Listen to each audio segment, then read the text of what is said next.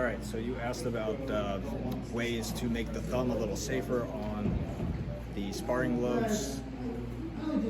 I have the used hoof model that I got long ago, and what I did was re-threading the thumb.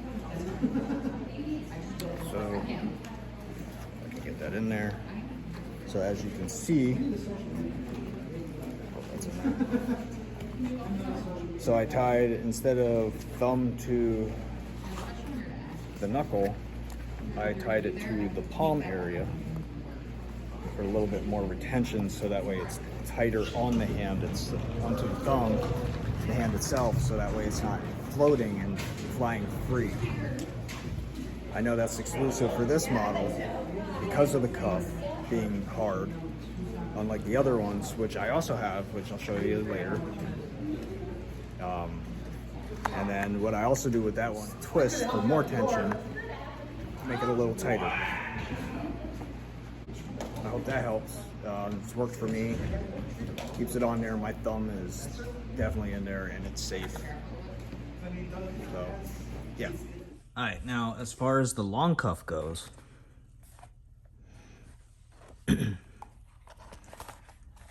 design is different as far as the plate for the thumb protection, where you have the 2 and then 4 underneath, whereas in the long cuff you do not have that option.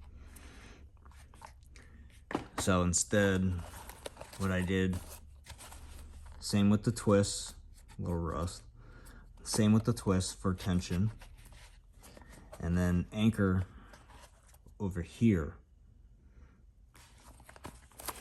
which down in here was better because it's tighter, which keeps it in, unlike here. So maybe I should have tied it in both of those, because I do have a little bit more give in this glove's thumb than I do with the other one. But I've just been working it for now. The reason I only tied it here is because I did add the zip tie to keep this in, because the straps that these came with, the elastic bands, are notorious for snapping. And so that was what I found on all the reviews when I looked up for these gloves. And then, so I just put zip ties on to reinforce that. Zip ties are easy. Cut off the end so it's not dangling, file it down a little so that way it's not sharp edge. And with zip ties, you carry a bunch around with you, and then if it does get cut off, zip tie. It's also a little something, instead of like having to tie every little thing together, just zip tie. These are newer models, so this has the strap across, which I do not like. I had some fraying already on one of these, here, on my left hand. It seems like it's already wearing out. Eventually it'll give, so what I did was I drilled holes, added the eyelets and elastic band, so, which is just elastic shoelace. That's all it is. It's a little thicker, so it holds a little better. And then even I use the adjuster, so that way I can, when I need to. But this way, I mean, it works fine. If this always goes, I have the backup, and then I don't have to worry about it when the time comes. But yeah, it's in there. I don't know if you did reviews on them, but you'll find the plates are a little weak. But you scrunch them up, you got the protection you needed because they're overlapping.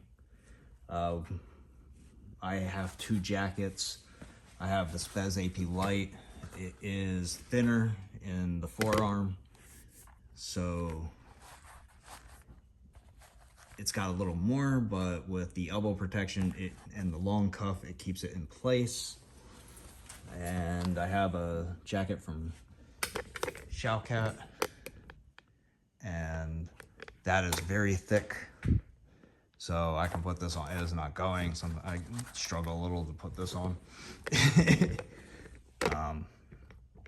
Yeah. But yeah, it's not budging, and the elbow protector keeps it in place. So don't you find that useful? I mean, fart with it, retie it, untie it, tie it a different way. Find out what works for you. I mean, the thumb has popped off, so at some point I will retie it into here, so that way it anchors better like it does for these. Yeah, and because it's open hand, batting gloves I'll use just because it's not super grippy and I can work the pommel better. Or another thing I've grabbed lately is cotton gloves off of Amazon, which they don't last very long. I think I used these twice. But whatever. My hand is comfortable in there. It's fine, doesn't slip too much. It helps with sweating too, so you will get blisters in the thumb. I was getting blisters here and here. The material's nice and durable, but the plastic inside that thumb, I don't know, something about the angle of the cut inside, it's just, you get blisters. But yeah, just the glove. Just make sure I make sure I got a little protection on the area that will cause the blister, and then no problem at all. Besides, they're great. I mean, I like using them because I chose white gloves because say we're doing a tournament at the club and I'm not sparring at the moment, or not fighting at the moment. I'm in between rounds, so I have to judge. Bam, I pop my hand out. I got the glove on. You can easily see my hand in with white. So, and then, oh, it's my turn to fight next. I'm on. Glove goes back on. So, it's easy. It's one of the reasons why I kind of like it. I wish I had a glove inside. I mean, but you can't have everything, right? But it's durable, and it's good. So, hope that helps.